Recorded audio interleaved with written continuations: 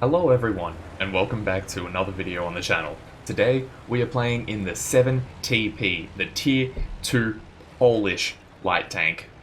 Though I guess most tanks are light tanks at this tier. On mines.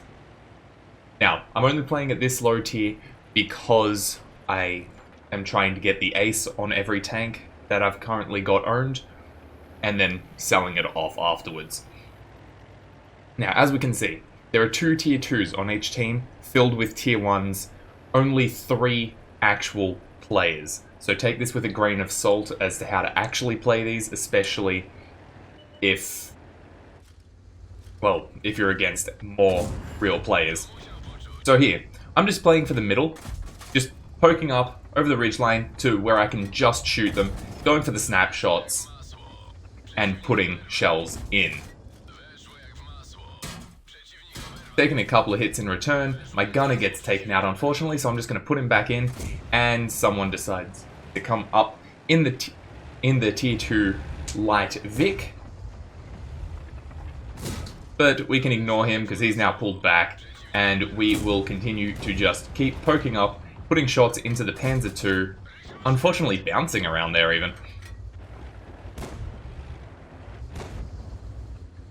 So I'm just snapping in and out of first-person sniper view. Now we can see the Panzer II has decided to pull behind that rock, allowing us to take the hill position. Here I'm really wanting to put this shot in.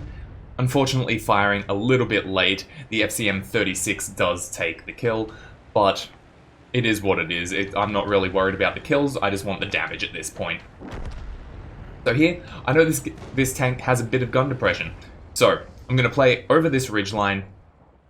I don't mind not spawning for myself for the most part,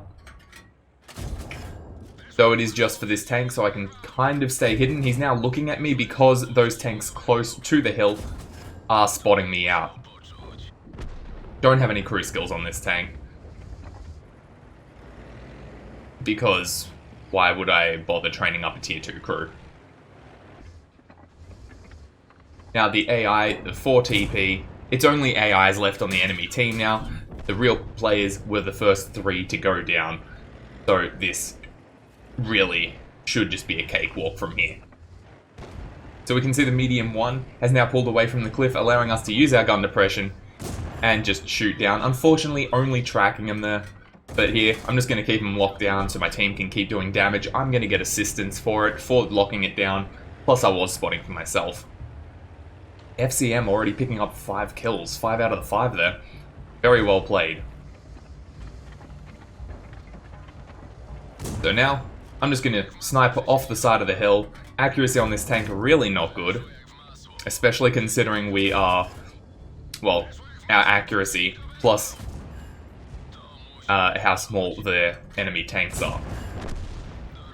So taking out the MS-1, 4TP, going over the other side. There is a slight hill here that you can use without falling down, which I'm going to take full advantage of. Just auto-aiming him there.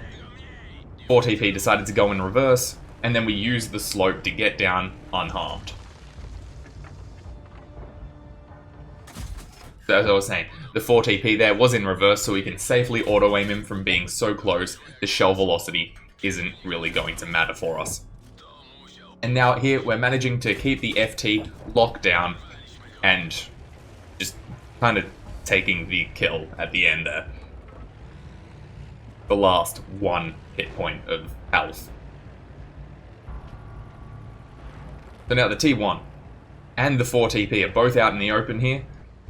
I'm looking for a shot, and then I realize, well, there's fences in the way. I'm not going to get a clear shot.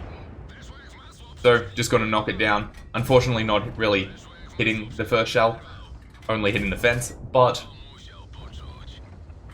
if we can hit this one, which we do, flush through the fence, take that T1 Cunningham out of the battle, and now there's only the 4TP left on the enemy team, who, being a bot, I'm not too worried about. One more shot, manages to reverse behind the building there,